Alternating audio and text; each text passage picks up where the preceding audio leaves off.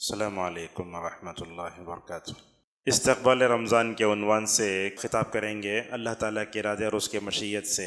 आप जानते हैं नबी करीम सल्लल्लाहु अलैहि वसल्लम इस उम्मत के सबसे बड़े खैर ख़्वाह थे। जो भी खैर का मौसम आता, इताअत का कोई भी मौसम आता, तो अल्लाह की नबी सल्लल्लाहु अलैहि वसल्लम उम्मत को हालात से आगाह कराते, कौन सा महीना आने वाला है, उस महीने में क्या करना चाहिए। तो अल्लामा इब्नुल क़य्यिम रहिमहुल्लाह ज़ादुल मआद में लिखते हैं कि अल्लाह के नबी सल्लल्लाहु अलैहि वसल्लम हालात के मुताबिक गुफ्तगू करते थे। तो लिहाजा रमज़ान का महीना तकरीबन 10 दिनों के बाद हमारे ऐसा ऊपर रसाया फ़िगन होने वाला है, तो उम्मत को चाहिए कि वो रमज़ान में दाखिल होने से पहले कुछ बातों का अहतमाम करे। मैं समझता हूँ दुनिया में हर आलिम, हर ख़तीब, हर दाई, हर मुस्लिह जो भी होता है अपने इल्म की और अपनी सलाहियत की बुनियाद पर माशाअल्लाह उम्मत को नसीहत करता है। हमारे असातिज़ा ने, अल्लाह तबारक व तआला ने जो इल्म दिया है, उस इल्म की रोशनी में कुछ बातें हम आपके सामने रखेंगे। सबसे पहले मैंने आपके सामने 2 आयतें पढ़ी। अल्लाह तबारक व तआला सूरह यूनुस में फ़रमाता है, अल्लाह ताला के फ़ज़ल से और उसकी रहमत को पाकर खुश हो जाओ। आप जानते हैं मौजूदा वक्त में हम गुनाहों की बात पर खुश होते हैं, अल्लाह की मासियत पर खुश होते हैं। अल्लाह तो ये फरमाता है कि अल्लाह के फ़ज़ल और उसकी रहमत को पाकर हमें खुश होना चाहिए। हकीकत भी है।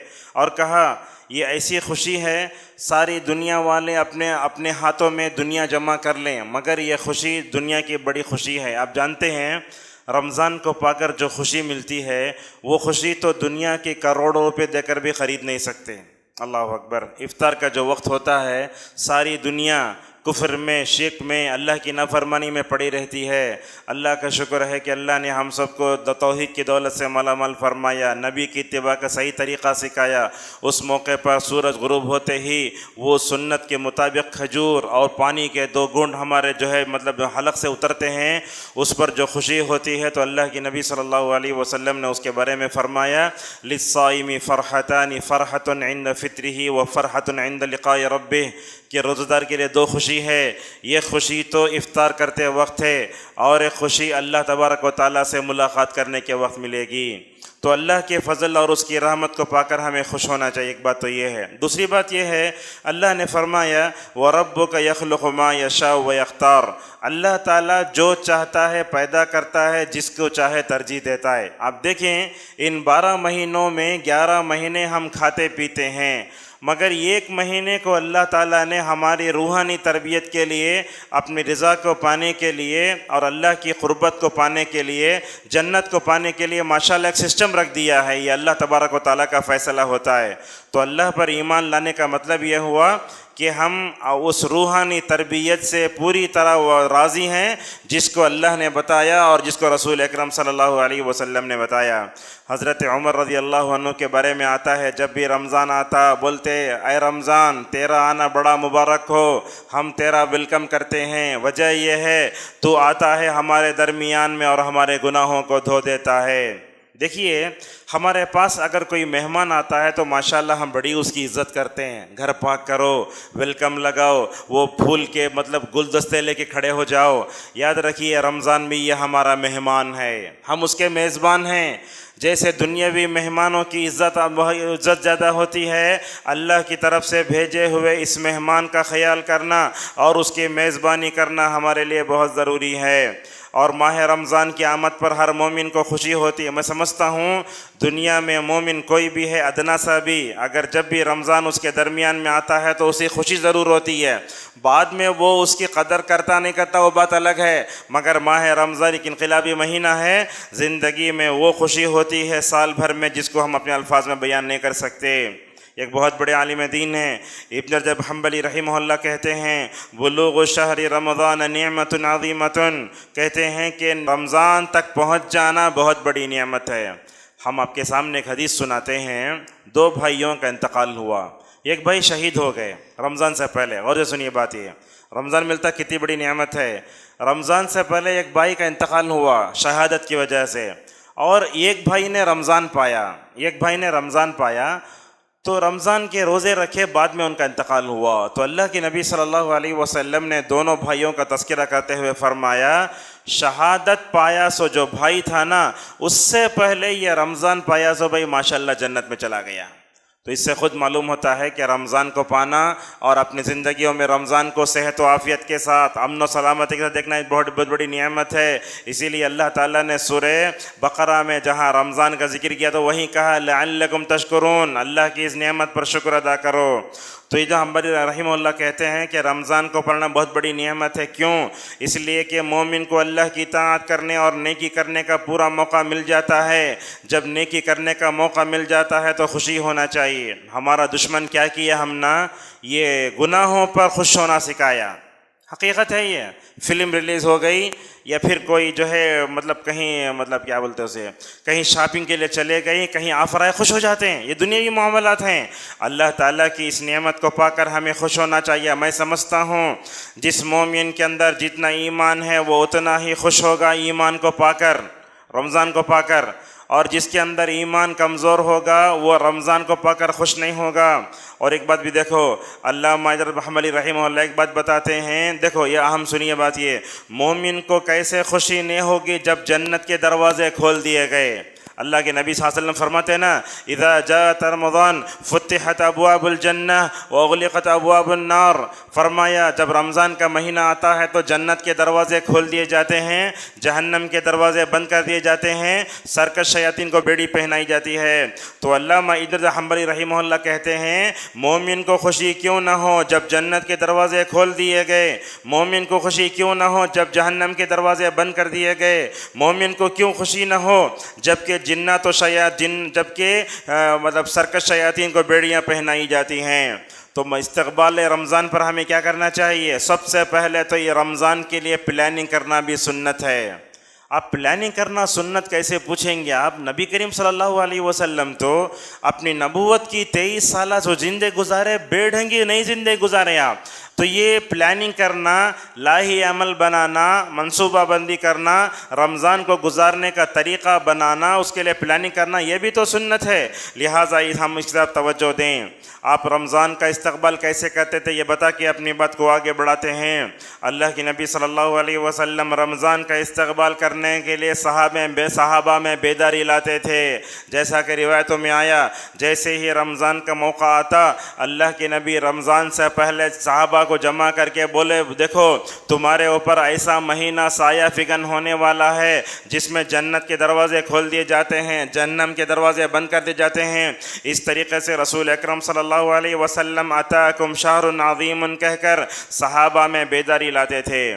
और दूसरी बात, ये रमज़ान के इस्तक़बाल के लिए अल्लाह के नबी सल्लल्लाहु अलैहि वसल्लम दूसरा जो काम करते, रमज़ान के फ़ज़ाइल बयान करते। हमारे पास फ़ज़ाइल के बारे में दो बातें हम उम्मत में देखते हैं। एक तरफ तो वो तबका है सही हदीसों की रोशनी में अगर फ़जीलत बयान करे तो भी वो लोग आके हदीस नंबर पूछते हैं, एक तरफ तो ये उम्मत में। दूसरी तरफ हम देखते हैं वो फ़जीलत के बारे में पता नहीं कहाँ कहाँ से किताबें ला लेते हैं और वो सोशल मीडिया पे करना ऐसा नहीं होना चाहिए। ये दोनों इफ़रात व तफरीत है। उलमा जब भी कोई चीज़ बयान करते, याद रखो किसी भी आदमी को वो आलिम से अगर उलझना नहीं चाहिए। बल्कि मैंने तो हैदराबाद में एक मस्जिद में देखा, खुतबा देने के बाद वो आदमी बिल्ले चूहे को पकड़ सका देकर बैठा रहा हुआ। खुतबा ख़त्म हुआ, खुतबा ख़त्म हुआ, आया आकर मेरे पर इल्ज़ाम डाल रहा है। क्या बोल रहा है? तुम्हें फ़लाँ बोले, हालांकि वीडियो रिकॉर्डिंग हुई है, उसमें देखे तो मैंने बोला ही नहीं है। लिहाजा याद रखो ये मिजाज लेकर जीना बड़ा ख़तरनाक है। आप रमज़ान में भी खिताबात होंगे, सुबह में, शाम में, मर्दों में, ख़वातीन में, लिहाजा आप उसे अमल की नीयत से सुनो। और ये दर्स की तैयारी के लिए माशाअल्लाह उलमा के बस कितना वक्त होता मालूम है? एक बात यही बता देते हैं, जब उलमा ये लाते हैं तो इसके बारे में लोग बोलते हैं क्या इनो मदनी हो का कागज़ लाए ना इनो। बात नहीं है ये, बात इसमें कोई आयब नहीं है। बात ये इसमें क्या है, इमाम हरम भी खुतबा देख कर पढ़ते हैं, हालांकि वह अहले ज़बान होते हैं। लिहाजा अगर ऐसे लाते हैं तो उनको दोबारा नहीं बुलाना या इस तरीक़े से उनके इल्म के बारे में कम बोलना, इसके बग़ैर बोलने वाले अच्छे कंपेयर करना, ये बात सही नहीं है। इसमें फ़ायदा क्या होता है, इसमें कुरान की आयतें देख कर पढ़ सकते हैं, हदीसें देख कर पढ़ सकते हैं। और इसमें सबसे बड़ा फ़ायदा ये होता है इन नोट्स का कि हम मौजू से हटते नहीं हैं। जो बात सही बोलना है माशाअल्लाह उसकी रोशनी में बयान करते हैं। तो लिहाजा माह रमज़ान की फ़जीलत से मुताल्लिक़ सही हदीसें जो आई हैं उनको आप नोट करें और उनको उससे हट कर के ये मौजू ज़ईफ़ मनगढ़ंत जो रिवायतें सोशल मीडिया पे, व्हाट्सएप में, फ़ेसबुक के पेज में आती हैं उन तमाम से मुकम्मल तौर बचने की ज़रूरत है। और इस्तक़बाल रमज़ान से मुताल्लिक़ नबी करीम सल्लल्लाहु अलैहि वसल्लम का तीसरा जो अमल था वो ये है, अल्लाह के नबी रमज़ान का इस्तक़बाल करने के लिए शाबान से तैयारी शुरू कर देते। जैसा कि उम्मे सलमा आयशा रज़ी अल्लाहु अन्हुमा फरमाती हैं, अल्लाह के नबी शाबान में इतना रोज़ा रखते, हमें बोलते अल्लाह के नबी रोज़ा छोड़ेंगे तो नहीं सका है। एक तरफ तो ये, दूसरी तरफ अल्लाह के नबी इतना रोज़ा छोड़ देते, अल्लाह साहबा बोलते शायद अल्लाह के नबी रोज़ा रखने वाले नहीं है, तो 15 दिन तक रोज़ा रखते और 15 दिन के बाद बगैर सबब के रोज़ा नहीं रखते। वो आदमी जो हर पीर जुमेरात को रोज़ा रखता है, जिस पर रोज़े की क़ज़ा है, जो आदमी 13, 14, 15 अय्याम में 20 के रोज़े रखता है, क़ज़ा के रोज़े रखता है, नज़र के रोज़े रखता है, उसे 15 शाबान के बाद भी रोज़ा रखने में कोई हरज नहीं है, मगर बगैर सब के रोज़ा नहीं रखना चाहिए। क्यों? इसलिए कि उसकी वजह यह कि अगर आप शाबान में ज़्यादा नफिल रोज़े रखकर थक जाएंगे, बाद में फ़र्ज़ रोज़े मुतासिर होंगे, तो ये अच्छी बात नहीं है। फ़र्ज़ का दर्जा क्या होता है? ऊँचा होता है, नफिल का दर्जा नीचा होता है। लिहाजा हम नफिल में ज़्यादा तवज्जो देकर फ़र्ज़ छोड़ें, यही होता है। और रमज़ान में ये दाले बहुत होती है, लोग क्या करते हैं, तरावी की 8 रकात जमात से पढ़ जाए, वहीं ईशा छोड़ा होता है। गलत बात है, ये नहीं करना चाहिए। फ़र्ज़ ईशा है, आप तरावी घर में पढ़े तो चलता, मगर जमात पढ़े तो अच्छा है, मगर तरावी के खातिर ये फ़र्ज़ नमाज़ों को छोड़ देना ये गलत बात है। और उसके लिए उलमा ने एक हल ये बताया, अगर आप देर से आए, मतलब तरावी में दाखिल हुए, 2 रकात चल रही हैं, 2 रकात पढ़ ले के इमाम सलाम फेरा तो डायरेक्ट उठ के 2 रकात और पढ़ लो, तुम्हें जमात से माशाअल्लाह ईशा का सवाब मिलेगा। बाज़ उलमा ने यही बताया। तो लिहाजा रसूल अकरम सल्लल्लाहु अलैहि वसल्लम शाबान ही से रमज़ान का इस्तक़बाल रोज़ा रखते थे। हज़रत उसामा बिन रज़ियल्लाहु ताला अन्हु ने नबी करीम सल्लल्लाहु अलैहि वसल्लम से पूछा, या रसूल अल्लाह, आप शाबान में रोज़ा क्यों ज़्यादा रखते हैं? तो आपने फरमाया, अल्लाह के पास अमल पेश किया जाता है, इसलिए मैं रोज़ा रखता हूँ और मैं चाहता हूँ कि मेरा अमल अल्लाह के पास काबिल कबूल हो जाए। और उसी रिवायत में एक बात यह आती है, अक्सर लोग शाबान में गफलत का शिकार हो जाते हैं। गफलत का मतलब, अरे रमज़ान आता है, मैं बाद में रोज़ा रख लेंगे, क्या होगा? नहीं, नेकियों की आदत डालो, जहाँ तक हो सके अपने नफ्स को मारने की अभी से कोशिश करो। और याद रखो, पहला रोज़ा बहुत भारी हो जाता, और यहाँ की तो गर्मी तो अल्लाह बचाए, मालूम है बहुत बड़े प्यास होती है। लिहाजा शाबान में नफिल रोज़े रख लेंगे तो मुक़द्दिमे की तरह या तो फ़र्ज़ से पहले सुन्नत पढ़े, जैसा माशाअल्लाह रोज़ों की आदत हो जाती है। और रमज़ान के बाद भी नबी करीम सल्लल्लाहु अलैहि वसल्लम 6 रोज़े रखते थे शव्वाल के। उसकी हिकमत बताते हुए उलमा ने कहा, उसकी हिकमत यह है, जैसे आप फ़र्ज़ के बाद नफिल पढ़ते, सुन्नत पढ़ते, वैसा उसका दर्जा आता है। लिहाजा हमें मुकम्मल तौर पर इसकी तरफ तवज्जो देने की ज़रूरत है। तो इसमें ये रोज़े के बारे में, इस्तक़बाल के बारे में नबी करीम सल्लल्लाहु अलैहि वसल्लम जो बातें बताते, वो बातें मैं आपको बताता हूँ। एक बात ये भी है कि आप कहीं जाना चाहते हैं तो आजकल देखते हैं मोबाइल में ऐप ऑन कर लेते हैं, ऑन कर लेके वो मतलब ये ब्लूटूथ लगा लेते हैं या हेडफोन रख लेते हैं, उन्हें बताते हैं ये रहता हो, वहाँ जाओ, राइट जाओ, लेफ़्ट जाओ। मैं समझता हूँ ये रोज़ा भी जन्नत के लिए मैप है। ये अगर रोज़ा सही रखे जन्नत तक पहुँचते। और अल्लाह तबारक व तआला जन्नत में माशाअल्लाह क्या क्या रोज़ेदारों के लिए लिहाज रखा है। उनके लिए ख़ास दरवाज़ा रखा, बाबुर रैयान। रैयान का मतलब सैराब हुआ, सैराब करने वाला। अल्लाह की नबी फरमाते हैं वो रोज़ा, वो दरवाज़ा तो सिर्फ रोज़े मतलब रोज़ेदारों के लिए है, नफिल रोज़ा रखने वालों के लिए भी, फ़र्ज़ रोज़ा रखने वालों के लिए भी। जब रोज़ेदार उसमें दाखिल हो जाएंगे तो क्या होगा, वो दरवाज़ा जो है दोबारा बंद हो जाएगा। और जन्नत के 2 दरवाज़ों के दरमियान कितना गैप है जानते हैं आप? दरवाज़ा खुलते हैं कितना गैप है? अल्लाह की नबी तो फरमाते 1200 किलोमीटर की दूरी है। जब उतने लोग दाखिल होना बोले तो जन्नत के दरवाज़े को अल्लाह तबारक तो इतना बनाया, लिहाजा वो रोज़ा जन्नत में जाने का एक बहुत बड़ा ज़रिया है।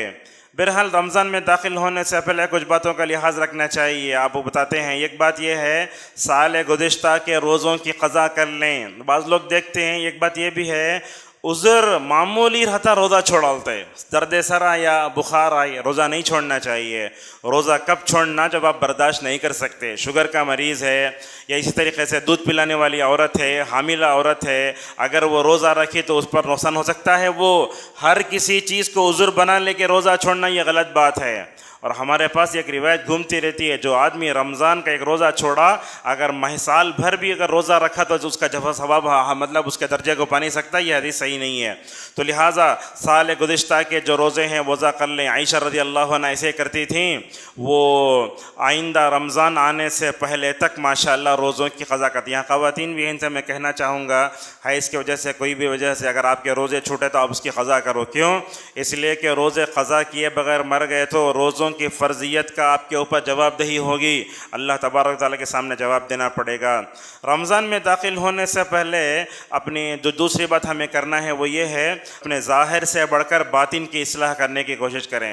हमारे पास दोता देखो, कहीं शादी में जाना होता तो इंसान नए कपड़े लाता, कटिंग करता, चढ़ावा पहनता, इतना तैयारी करता ज़ाहिर की, मगर अपने बातिन की इस्लाह से हम मुकम्मल तौर पर गाफिल हैं। और ये बात याद रखें, कुरान की रोशनी में बातिन से बढ़कर ज़ाहिर को पर तवज्जो देना और उसको ज़्यादा संवारना निफाक़ की अलामत है।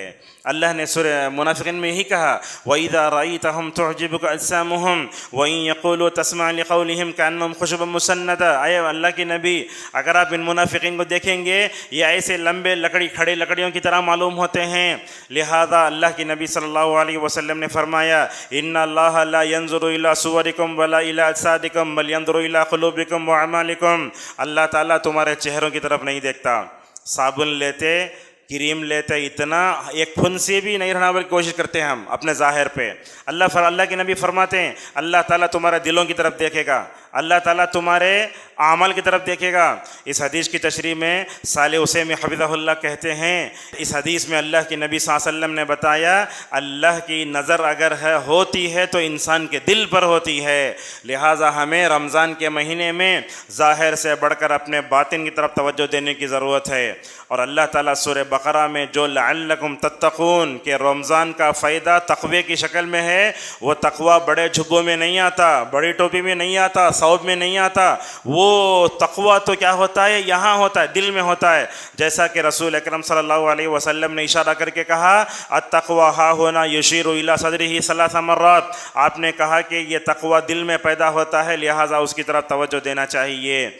और एक बात बताई इब्न क़य्यिम रहमहुल्लाह ने, बड़े पते की बात है, जब हम नमाज के लिए खड़े होते तो कहाँ मुतवज्जे होते हैं? क़िबले की तरफ। और सुनिए बात ये, जब हम नमाज के लिए खड़े होते हैं तो हमारा क़िबला क्या है? हमारा क़िबला क्या है? काबतुल्लाह है। ये हमारे जिस्म का क़िबला है। हमारे दिल का क़िबला तो अल्लाह की ज़ात है। बड़ी बात बताई। और जो उलमा नमाज पढ़ के इबादत करके अल्लाह के करीब हुए वही ऐसी बात बता सकते हैं, वरना आम आलिम ऐसी बात बता नहीं सकता। साल गुज़िश्ता के रोज़े मुकम्मल कर लें, ज़ाहिर से बढ़कर अपने बातिन की इस्लाह की तरफ तवज्जो दें। तीसरी बात, रमज़ान आने से पहले हमें वो काम करना चाहिए जो नबी करीम सल्लल्लाहु अलैहि वसल्लम ने किया। जैसा कि कहा, या अय्युहल्लज़ीना आमनू अतीउल्लाह व अतीउर रसूल व उलिल अम्रि मिनकुम। ऐ ईमान वालो, अल्लाह की बात मानो, रसूलुल्लाह की बात मानो, तुम में से जो ज़िम्मेदार हैं, उलमा हैं, उनकी बात मानो। अगर तुमको अपनी ज़िंदगी में कहीं भी अगर गड़बड़ हुई, झगड़े हुए, अल्लाह की किताब की तरफ रुजू हो जाओ, नबी की सुन्नत की तरफ रुजू हो जाओ। अगर तुम ये करोगे तो अल्लाह यौम आखिरत पर ईमान भी रखोगे और तुम्हारा अंजाम भी अच्छा होगा। और अल्लाह ने यही बात सूरह हश्र में यूँ कही, वमा आताकुमुर रसूलु फख़ुज़ूहु वमा नहाकुम अन्हु फंतहू। अल्लाह ताला ने तुमको जो दिया है उसको ले लो और जिससे रोका है उससे रुक जाओ। रमज़ान का महीना आता है तो हम देखते हैं बाज़ लोग जुम्मा आते ही जुम्मा मुबारक भेजते हैं, और रमज़ान आते ही 30 रमज़ान का कैलेंडर रमज़ान मुबारक भेजते रहते हैं। अल्लामा इब्न हम्बली रहमहुल्लाह कहते हैं, रमज़ान आने पर एक दूसरे को मुबारकबादी देना ये आदत है, हज़रत सहाबा इकराम करते थे, और हम भी एक दूसरे को मुबारकबादी दें तो हम देखते हैं उन दिनों में अरब उलमा के फतावा उठाकर बोलते हैं बिद्दत है। आदत से ताल्लुक़ है। जब आप शादी हुई तो मिलकर मुबारकबादी देते, जब बच्चा हुआ तो अक़ीक़ा मुबारकबादी देते। मैं समझता हूँ रमज़ान से आमद से मुताल्लिक़ मुबारकबादी देना इसका ताल्लुक़ आदत से, इबादत से नहीं है। लिहाजा एक दूसरे को मुकम्मल तौर पर रोकना भी नहीं चाहिए। अल्लाह के नबी ने जो किया वो करो। हम क्या करते हैं? अल्लाह और उसके रसूल ने जो नहीं किया वो कर देते हैं। हमारे पास घरों में, मस्जिद में यही हाल होता है। रमज़ान आते ही पूरा पेंट मारो, उठा लो, परेशान करो, अपने घरों के बेड कवर बदलाओ, पर्दे बदलाओ, तकिए का अस्तर बदलाओ, सब करो। ये तो पूरा हमारा मतलब मस्जिद भी नहीं हो जाती, घर भी अच्छा हो जाता, मगर हमारे दिल नहीं बदलता। रमज़ान आके फ़ायदा क्या है? लिहाजा ज़ाहिर से बढ़कर अपने बातिन पे तवज्जो देना चाहिए और हमें पूरे रमज़ान में अल्लाह और उसके रसूल की खिलाफ वर्जी से बच कर रहना चाहिए। हम देखते हैं रमज़ान शुरू होते ही दूसरे मसलक की मस्जिदों से रमज़ान के वो फजर की नमाज के बाद सबको इज्तिमा नियत कराते हैं, नवैतु बिसौमि गदिन, उस दिन के रोज़े की नियत कराता, बोलता मैं कल के रोज़े की नियत कराता हूँ। कहाँ है इबादत में? आप देखो हत्ता के हनफी फ़िक़्ह की किताबों में भी कहीं भी ज़बान से नियत करने का जिक्र ही नहीं है। आप हिदाया ले लो, खुदूरी ले लो, कहीं भी नहीं है। ये लोग अपने से बना लेके बोलते अबू हनीफा रहीमहुल्लाह बोल डाले हैं। लिहाजा ऐसी बात नहीं होना चाहिए। लिहाजा रमज़ान में जहाँ तक हो सके बिद्दत व खुराफात से एक्स्ट्रा फिटिंग से बचने की ज़रूरत है। हमारे पास ऐसे होता था बचपन में, हम देखते थे वो हर दौर के बाद तज़ीब पढ़ते थे, फ़ज़्ल मिनल्लाहि व निअमा वो पढ़ते थे। अल्हम्दुलिल्लाह माहौल आहिस्ता ख़त्म हो रहा है। हर चगर्रात के बाद दुआ भी होती थी, अल्हम्दुलिल्लाह अल्लाह उनको हिदायत दे रहा, थोड़ा थोड़ा छोड़ रहे हैं। मगर हक़ ये है कि नबी करीम सल्लल्लाहु अलैहि वसल्लम ने जो किया वो करें और अल्लाह और उसके रसूल की खिलाफ वर्जी करने से बचें। देखो अल्लाह और उसके रसूल की खिलाफ वर्जी कैसे होती है? एहतियात में 15 मिनट पहले रोज़ा ख़त्म, सहरी ख़त्म कर लेते हैं। हालांकि अल्लाह के नबी फरमाया आखिरी तक सहरी खाना, अज़ान होती छोड़ डालना। इफ्तार में भी एहतियात, उसमें क्या होता है? इफ्तार में भी तकरीबन हमारे इफ्तियार का ऐलान होने के बाद वो 10 मिनट के बाद ऐलान होता, तब तक दुआएं करते रहते। नहीं होना चाहिए। आपने फरमाया मेरी उम्मत भलाई पर उस वक्त तक रहेगी जब तक वो इफ्तार में जल्दी करते रहेगी। इफ्तार में जल्दी करें, अल्लाह और उसके रसूल की इत्तिबा होती।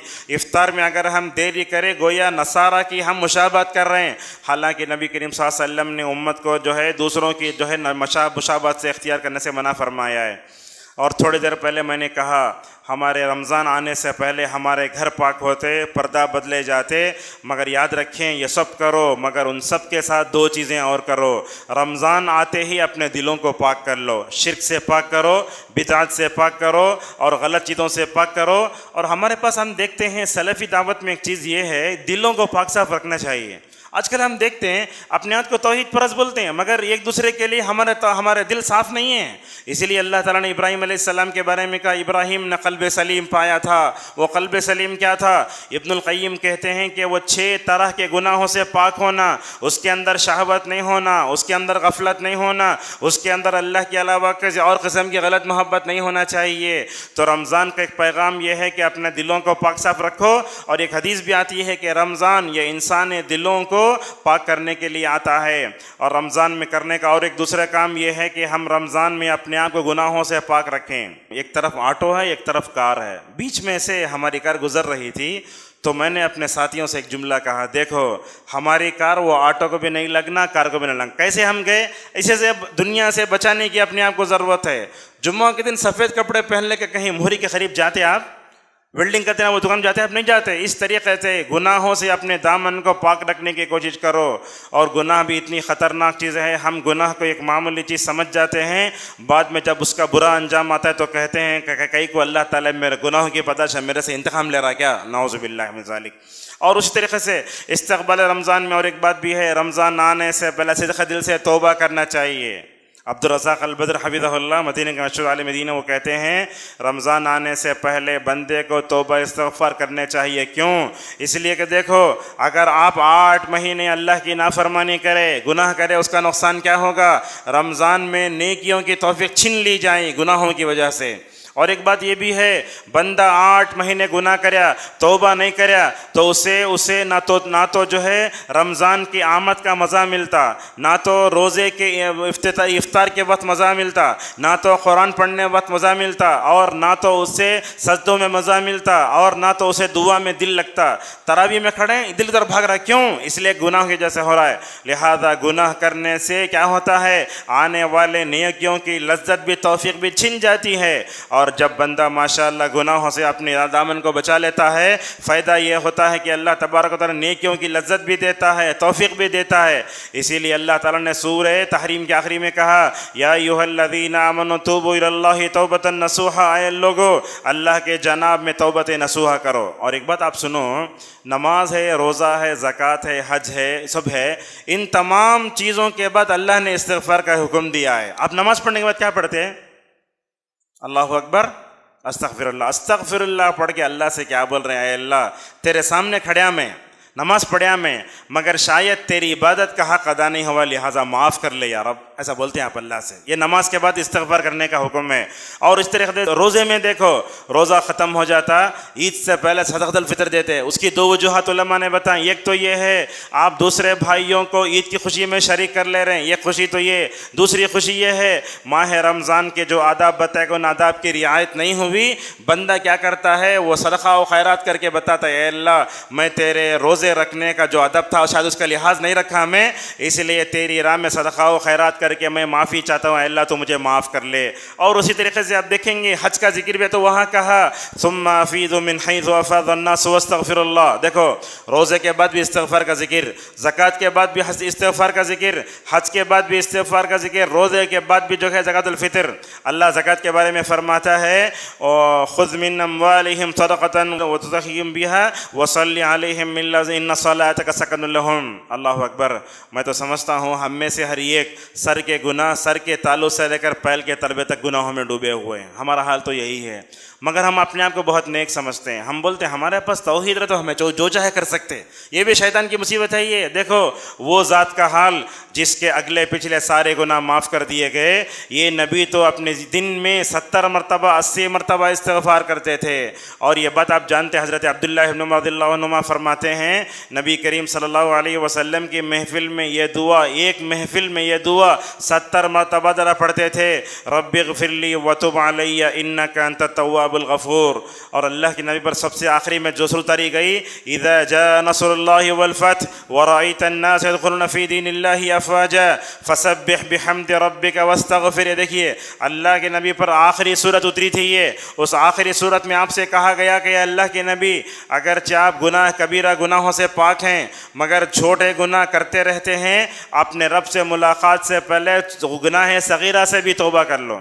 और एक मोमिन और जो दूसरे अंबिया होते हैं उनमें गुनाह सगीरा करने में फ़र्क है। वो क्या है, बंदा गुनाह सगीरा करता तो लेट ले लेता उसे, मगर अंबिया वैसे नहीं थे। अंबिया जैसे ही गुनाह सगीरा करते आसमान से वही आती। और दूसरा यह होता जैसे ही अंबिया अलैहिमुस्सलातु वस्सलाम गुनाह सगीरा करते फ़ौरन अल्लाह की तरफ मुतवज्जह हो जाते। वो देखना चाहते हो तो देखो नूह अलैहिस्सलाम को बेटे के बारे में नजात की दुआ करने अल्लाह बोले अल्लाह मैं फ़ौरन माफ़ी चाहता हूँ। हज़रत इब्राहीम को देखो, हज़रत यूनुस अलैहिस्सलाम को देखो, मछली के पेट में चले गए, बोले ला इलाहा इल्ला अंता सुब्हानका इन्नी कुन्तु मिनज़ ज़ालिमीन। और नबी करीम सल्लल्लाहु अलैहि वसल्लम का हाल ये था। बाज़ लोग क्या बोलते हैं, हमें गुनाह नहीं करे तो तौबा इस्तिग़फ़ार करना क्या। तौबा इस्तिग़फ़ार के लिए गुनाह होना शर्त नहीं है, उसके बगैर भी कर सकते हैं। और तौबा इस्तिग़फ़ार ऐसी बेहतरीन चीज़ है, आप याद रखें, ये तौबा इस्तिग़फ़ार करने से क्या होता है, अल्लाह तबारक तआला रूहानी ताकत देता है। एक तो ये, दूसरा ये कि थकान भी दूर होती है। मेरे मौजू से थोड़ा हट रहा हूँ लेकिन बोलने की ज़रूरत पड़ती है। हम दिन भर काम करते थक जाते हैं, रात में जानवर की तरह पड़ के सो जाते हैं। ऐसे ही हुआ, फ़ातिमा रज़ियल्लाहु अन्हा चक्की पीसती थी, जानते हैं। तो हज़रत अली ने देखा कि फ़ातिमा के हाथ में घट्टे पड़ गए काम कर करके, बोले तुम्हें नबी के पास जाकर ग़ुलाम लाओ। गई, अल्लाह के ने मशगूल थे, फ़ातिमा वापस आ गई। अल्लाह की नबी हमेशा फ़ातिमा घर आते, बल्कि रिवायतों में आता है अल्लाह की नबी सल्लल्लाहु अलैहि वसल्लम अपनी बीवियों से बढ़कर बेटी को चाहते थे। जाते वक्त भी जब सफ़र से वापस आते पहले बेटी के पास जाकर बीवी के पास जाते, इतना चाहते थे फ़ातिमा रज़ियल्लाहु अन्हा को। तो जाकर बोले बेटी फ़ातिमा किस सबब से आना हुआ था, तो कहा या रसूल अल्लाह मेरे हाथ में घट्टे पड़ गए, क्या करूं।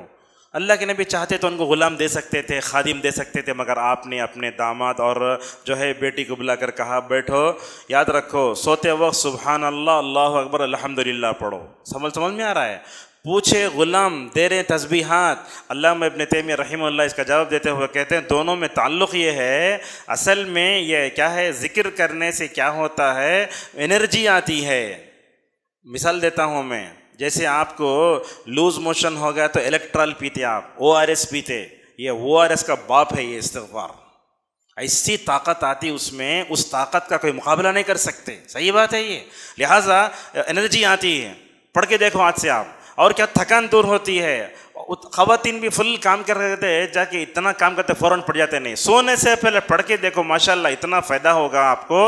आपको ऐसा लगेगा कि दिन में आपने कुछ काम ही नहीं किया है। लिहाजा तौबा इस्तिग़फ़ार की तरफ तवज्जो दें, ज़िक्र की तरफ भी तवज्जो दें। और उसी तरीके से रमज़ान आने से पहले अपने अंदर तक़वा पैदा करें। याद रखो, तक़वा पैदा करे तो हर मुश्किल काम आसान है। जैसा कि अल्लाह ने सूरह तलक़ में कहा, वमन यत्तक़िल्लाह यजअल लहु मिन अम्रिही युस्रा। अगर तक़वा पैदा करता है तो अल्लाह ताला मामलात को आसान करता है। मैं आपको बताता हूँ, देखो वो मुत्तक़ी बुड्ढे, अल्फाज पे गौर करो, हमारे पास मुत्तक़ी आदमी है, बूढ़ा होता है, मस्जिद में होता है, जिस्मानी ताकत रखने वाला नौजवान गलियों में घूमता रहता है। क्या वजह है? वजह यह है इसके पास रूहानी ताकत है, जिस्मानी कमज़ोरी होने के बावजूद भी मस्जिद में है। वो नौजवान क्या कर रहा है? जिस्मानी ताकत है, रूहानी ताकत ना होने की वजह से इमाम साहब खड़े होने की उसके अंदर ताकत नहीं है। लिहाजा इससे मालूम होता है कि हम अपने तक़वा पैदा करें। और ये बात याद रखें, रमज़ान में नेकियां कर ले तो अपने आप को बड़ा मत समझ लो। इब्नुल क़य्यिम एक जगह लिखते हैं, अगर आप नेकी की तरफ चले गए तो उसमें आपके नफ्स का कोई किरदार नहीं है, बल्कि अल्लाह ताला ने आपको नेकी की तौफ़ीक़ दी है। वरना कि नेकी की तौफ़ीक़ मिलना भी अल्लाह की बहुत बड़ी नियामत है। इसीलिए हज़रत शुएब अलैहिस्सलाम कहते हैं, वमा तौफ़ीक़ इल्ला बिल्लाह। अल्लाह ताला मुझे जिन कामों की तौफ़ीक़ भी देता है वो अल्लाह ताला बता देता है। रमज़ान में एक बात यह भी है कि हम रमज़ान में नफ्स के हवाले ना हो जाएं। ये बहुत बड़ी ख़तरनाक चीज़ है। इतना खाते सहरी में चलने च नहीं हो रहा, होंच पड़ जा रहा, अजदे जैसा होता है। और इफ्तार में इतना खा लेते हैं, मगरिब को आने नहीं हो रहा है। ये दो चीज़ें हम देखते हैं, सहरी की नज़र हो जाती फजर की नमाज, इफ्तार की नज़र हो जाती और मगरिब की नमाज। नहीं होना चाहिए। खजूर पानी खा लिए या जेब में दाल लगा के मस्जिद में बैठे, नमाज या मगरिब पढ़ ले को जाकर ईशा के तक खाओ, आप कोई हरज नहीं है। लिहाजा सहरी इफ्तार में दो नमाज़ों को मुकम्मल तौर पर यह नहीं करना चाहिए। और अल्लाह के नबी सल्लल्लाहु अलैहि वसल्लम अपने नफ्स के हवाले होने से दुआ करते थे, अल्लाहुम्मा अस्लिह ली शानी कुल्लह ला तकिलनी इला नफ्सी तरफत आइन। ऐ अल्लाह, तो मेरी हालत में सुधार ला और तो मुझे मेरे नफ्स के हवाले मत कर। और अल्लाह के नबी सल्लल्लाहु अलैहि वसल्लम जुमा का जो खुतबा उसमें ये पढ़ते थे, व नऊज़ु बिल्लाहि मिन शुरूरि अनफुसिना। ऐ अल्लाह, हम अपने नफ्सों के शर से पनाह मांगते हैं। यह होना चाहिए। रमज़ान के औकात को ज़ाया न करें। याद रखें, वक्त को ज़ाया करना गुनाह कबीरा है। बेकार हमारे पास वो फल्ली बेचने वाला ट्रेन बस में टाइम पास। एक मोमिन की ज़िंदगी में टाइम पास नहीं होता। मैं तो समझता हूँ उम्मत मुस्लिमा की तबाही और बर्बादी का एक बड़ा सबब हमारा वक्त को बर्बाद करना है। अल्लाह अकबर, कैसे गुजरती ज़िंदगी, कैसी गुजरी ज़िंदगी अम्बिया अलैहिस्सलाम की। 950 साल तक माशाल्लाह तौहीद का काम करते रहे। और अल्लाह के नबी सल्लल्लाहु अलैहि वसल्लम की ज़िंदगी तो इतनी बेहतरीन ज़िंदगी, 20-25 साल की। अल्लाह ताला नबी की ज़िंदगी की कसम खाया कुरान में, लअम्रुका इन्नहुम लफ़ी सकरतिहिम यामहून। तुम्हारी उम्र की कसम, तुम्हारी ज़िंदगी की कसम। इब्न अब्बास रज़ियल्लाहु अन्हुमा कहते हैं, मैंने पूरे कुरान में किसी भी नबी की ज़िंदगी की कसम खाते हुए मैंने नहीं देखा। इब्न अब्दुस्सलाम रहीमहुल्लाह कहते हैं, अल्लाह ताला ने रसूलुल्लाह सल्लल्लाहु अलैहि वसल्लम की मुबारक ज़िंदगी की कसम खाई। ये वो खुसूसियत है जिसमें कोई नबी आपका इसमें शरीक नहीं है। लिहाजा हमें अपने वक्त को ज़ाया नहीं करना चाहिए। वक्त को ज़ाया करना बदतरीन जुर्म है। और वही लोग वक्त को ज़ाया करते हैं जो मकसद ज़िंदगी से नावाकिफ़ हो जाते हैं। आप तो जानते हैं वो हदीस इब्न मसूद रज़ियल्लाहु अन्हु की, क़यामत के दिन हर एक आदमी से उसकी उम्र के बारे में पूछा जाएगा। नौजवानों को उसकी उम्र के बारे, उसके नौजवान के बारे में पूछा जाएगा। सारे नौजवान लड़के लड़कियों को रमज़ान सुधरने का एक बड़ा बेहतरीन मौका है ये। जैसे डॉक्टर क्या बोलता है आपको, 3 महीने दवा खाना, एक मरतबा भी वो दवा नहीं छूट पाती। इस तरीके से अल्लाह की तरफ से ऑफ़र है कोर्स है, ये पूरा कोर्स करो। आप डॉक्टर की बात मान लेते हैं, मगर अपने रब की तरफ से निज़ाम ज़िंदगी का, रूहानी ज़िंदगी जो सिस्टम बनाया गया उसको फॉलो करने हमें नहीं होता। लिहाजा सवाल होगा, देखो रमज़ान के हर दिन बाबरकत लम्हात, इन तमाम को अल्लाह की राज़ी के लिए इस्तेमाल करना चाहिए। वरना अगर हम इनको ऐसे ही ज़ाया कर देंगे, क़यामत के दिन हसरत बनकर आएंगे। और ये बात भी याद रखो, जो भी आदमी वक्त को ज़ाया करता है जहन्नम में जाएगा। अल्लाह ताला सूरह मुद्दसिर में बयान करता है क्या सबब, जन्नती जन्नत में बैठकर जहन्नम में उसे तुम्हें कई को जहन्नम में चले गए, उसका एक सबब बयान करेंगे। वकुन्ना नखुज़ु माल ख़ाइज़ीन, हमें गपशप कर ले को थे। ये हमारे पास बहुत हो रहा है। रमज़ान में भी हम देखते तरावी चलते रहते हैं, वहाँ नौजवान रहते बच्चे भी हंगामा करते रहते, नहीं होना चाहिए। रमज़ान आने के बाद माशाल्लाह संजीदा हो जाना चाहिए। और देखते रमज़ान में कुछ लोगों खाली सोते रहते हैं। सोने का महीना नहीं है ये, जागने का महीना है, जगाने का महीना है, इनकलाबी लाने का महीना है।